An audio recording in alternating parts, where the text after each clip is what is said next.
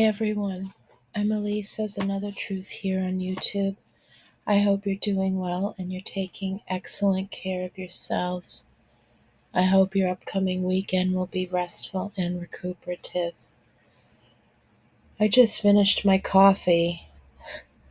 Kind of wish I had coffee while talking about these things, but I think I don't really like sipping as I'm speaking, and I don't think you would like that either. So I managed to have it beforehand.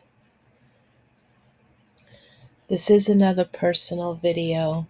There might be some political overtures in it and discussing some hard things. So decide if this is what you want to listen to or not. I won't take offense if you want to leave or do whatever you need to do to exercise your own boundaries.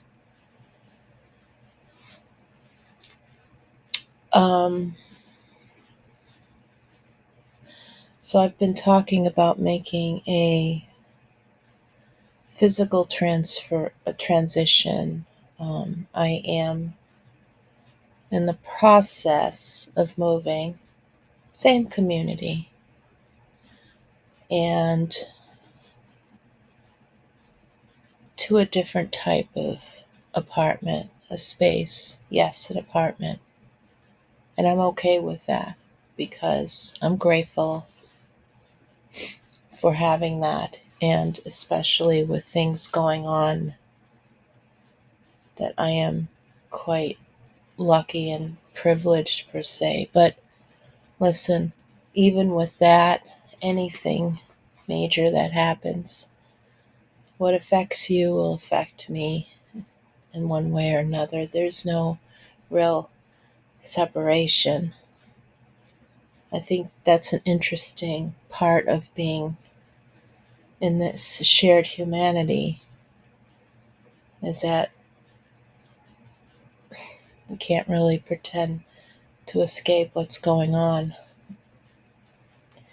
I've binged watched Andor. Now, when I say I binged watched, I took my time to watch it and to synthesize it. I have seen many discussions about it, but there are certain discussions about this program that I haven't seen yet. I'm sure they're out there if I look for them. I wish I had the time and the talent to talk about it because it is such a hard show to watch, and um, it's a reflection in many ways of what's happening in our real world here in this time frame, in this world. Of course, this was done by humans who put their own reflections and perspectives in it, so the characters are alive as long as we're keeping them alive in our imagination. But it was a really hard watch, and it was very suffocating and horrifying and sad. So you see arranged marriages, child bride of someone who has been protected from the elements of the real galaxy, of the real life experiences of others, but yet being imprisoned in an ivory tower and, wearing a wedding dress that was with fibers that were produced by a civilization that was destroyed by imperialism. That sounds familiar, doesn't it? So many things. But in the real world, it's that aloofness alone in that privilege is a prison, no doubt, of a different kind. And it does show the different type of freedom fighters there are. And even in my own community, you see those different types of fight. But the real people who fight, who have the fewest of resources, are the ones that go out on a limb. They're the ones who suffer and die in all of it. And while it might be seen as martyrdom or heroism, people should be allowed to live their full lives. They deserve that. People deserve to be housed, fed, nurtured, cared for, have access to culturally competent medical care, and so on. It's just not happening.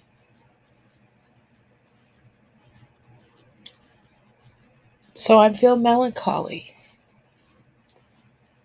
Not about a TV show, but about the reality of what's going on. I'm having my own personal things because I am facing a larger problem. And it's inevitable that some things will happen. It's not going to just happen to me, but it'll happen. But the little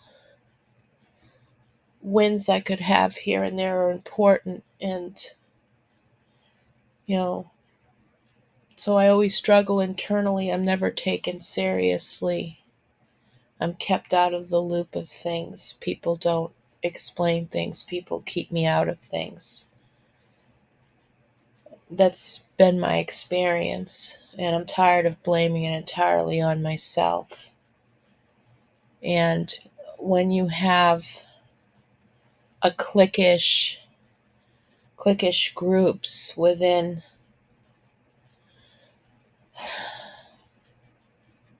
a body, a governmental or municipal body, and that happens all the time, right? Poses a danger. There's no real unification. I mean, listen, all of us have different opinions and we come from different spaces, but equity and equality are the most important things. And without that, you really can't have a functioning body that serves the community. That's just my personal opinion. But it's such an eye opener. What an experience it is. I get to experience that. For years, I've tried to escape that, to get far away from it, because I always saw it as the enemy instead of working and seeing how things work. And while I have my own opinions about how small government works or good government works, and what my fate might ultimately be as an individual volunteering through that, it's such an incredible life experience. It's such an eye opener because this isn't all that there is. I mean, there are many ways people can work on rights and fight the good fight. There are many ways, even when we self-advocate for ourselves and our healthcare needs or basic income or whatever it is that you're advocating for. If you're a caregiver, advocating for your loved ones to get the IEP they need for their special education, or get your senior loved ones some help. It's such a struggle, but it's also the good fight. This is respecting a person's rights. That's a powerful position to be in, even though you feel weakened by the system. That is your power.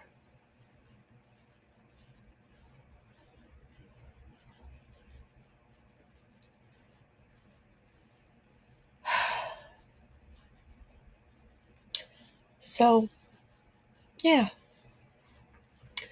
I went to changing the subject.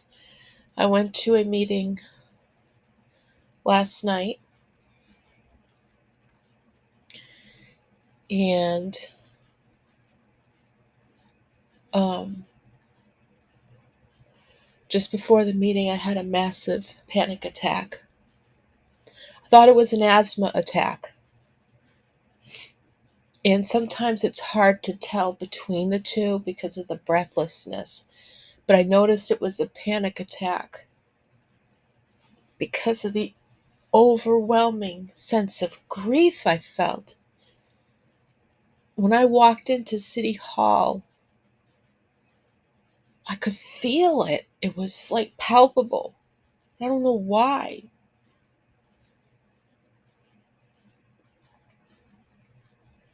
And I was there for a specific reason. I stayed the whole time because it's good to see the democratic process work. I just felt a sense of overwhelming grief. I couldn't catch my breath. I thought, oh, I'm out of breath. But I realized it was a panic attack.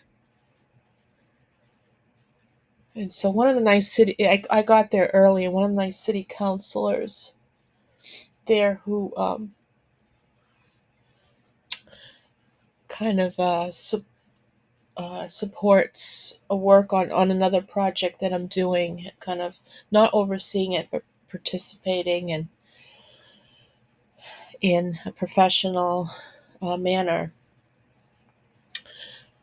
She was gracious. She gave me a hug. Um, but I mean, that's the kind of work that she does anyway. And I'm like, only if all people got this hug through their situation. And I got to meet other people because, like, really, I was a recluse for so long.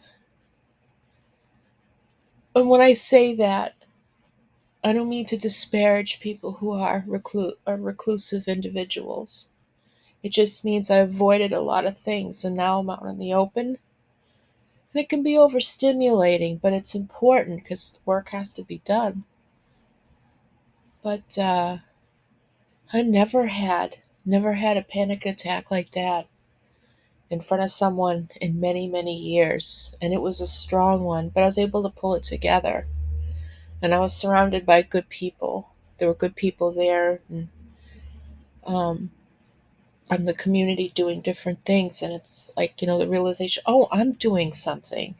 I'm here as a constituent, but I'm here doing something about it. I'm observing things. You know, I'm taking part in those things.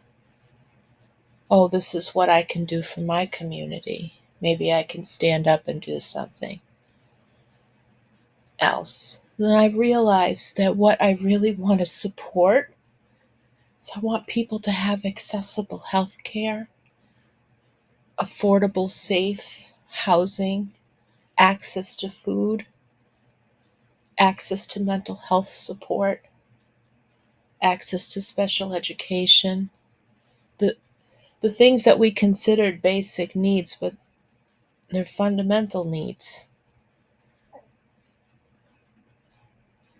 because I understand those systems very well and who they serve and who they neglect. That's my calling. And being part of, there are other parts where you may develop things, support things, but I also believe that using my care, and what do I advocate the most for? What is it that I bitch about the most? Accessibility for disabled people, universal accessibility, food, housing, housing for middle income people. And see, that's the benefit of working with different people from different backgrounds, because you get different perspectives And then, because when you talk about universal accessibility, you have to work with different people. It has, if when you support someone who is disabled, when you support, even when you fight for a park that has inclusive seating, for instance, just an example, you're fighting for everybody.